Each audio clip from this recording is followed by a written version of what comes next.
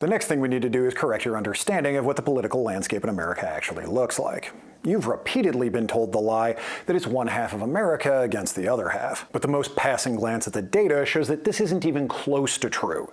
Gallup polling data shows that for the entirety of this century, at a minimum, the middle third of America has not affiliated right or left, politically speaking. Furthermore, for the majority of this century, the preponderance of the American people have not affiliated right or left.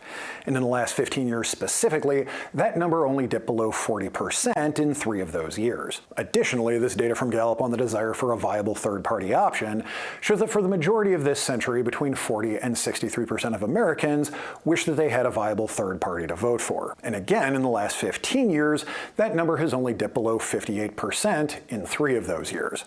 Given the fact that we see a significant uptick in both of these data sets roughly around the time period that social media really matured as a technology, we can safely say that as the political rhetoric promulgated on social media gets more and more extreme, an ever-growing preponderance of the American people are actually getting more and more turned off by the whole political dichotomy and want no part of what either side is offering. Furthermore, this YouGov poll from September shows that 87% of all Americans agree that political violence is at least somewhat of a problem.